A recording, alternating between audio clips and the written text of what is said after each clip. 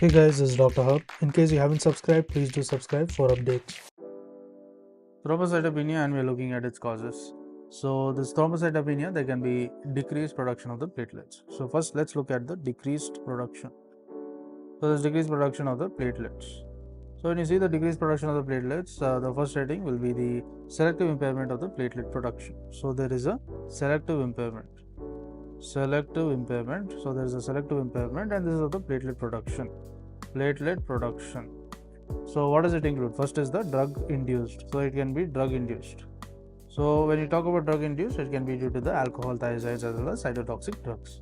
So it can be due to the alcohol, it can be due to the thiazides, as well as the cytotoxic drugs. So they all can contribute. Next is the infections. The infections of the selective platelet production. The infections, it includes the presence of the measles. So it includes the measles.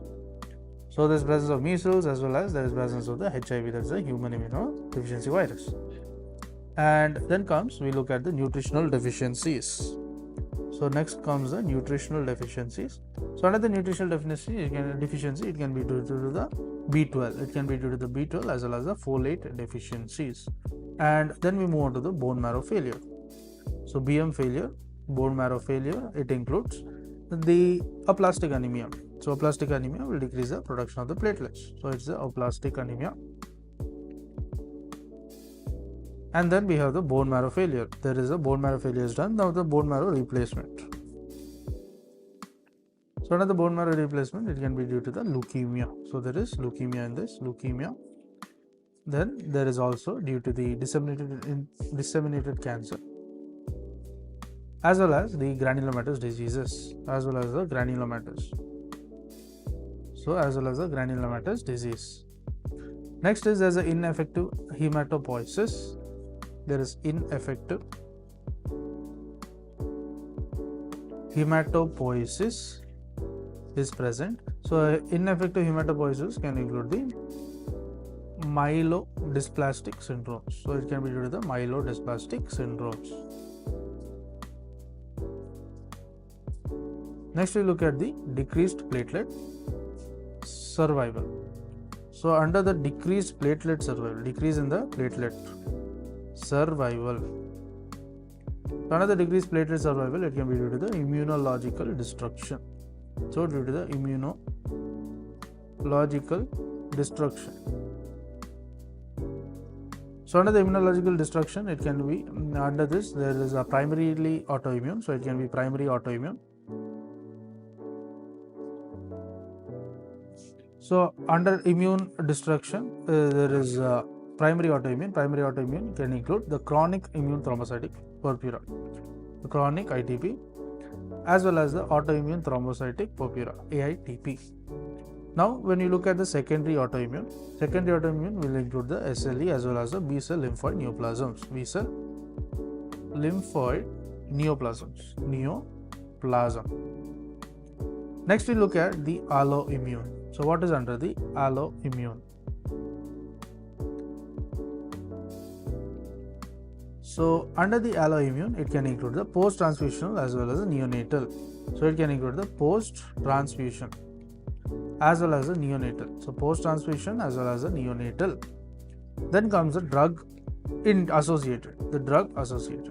So, under drug associated, it can be due to the quinidine, heparin, or the sulfa compounds. So, there can be quinidine, heparin, as well as the sulfa compounds. Next is there is presence of infections. So under infections, they can be due to the HIV. So infections, it may be due to HIV, it may be due to the infectious mononucleosis. We are writing it as IM, and that is it may be of transient as well as the mild variety. Next is the presence of the dengue fever. There can be dengue fever.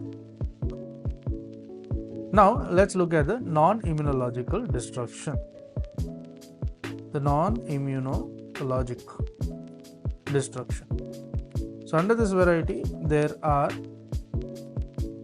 conditions such as the disseminated intravascular coagulation. We are writing it as DIC. Disseminated intravascular coagulation, as well as the thrombotic microangiopathies. So the thrombotic microangiopathies. Next is, it also includes the giant hemangiomas. So there is presence of the giant hemangiomas. Next is, we move on to the heading of the sequestrization. So sequestrization can also be a cause of the thrombocytopenia. So in sequestrization, there is the spleen normally sequesters 30 to 35% of the, so it sequesters about 30 to 35% of the platelets, and this can rise up to 80 to 90% when the spleen is enlarged. So when you see the enlargement of the spleen, so this is when it goes up to 80 to 90%. So there's 80 to 90% of the, it rises up to 80 to 90% when the spleen is enlarged and produces a moderate degrees of thrombocytopenia. So what happens is they produce a moderate degrees of the thrombocytopenia. Next is, lastly, the cause of thrombocytopenia may be due to the dilutions. What do you mean by dilutions? That is a transfusions, upon transfusions. To learn and grow daily like this, please do subscribe.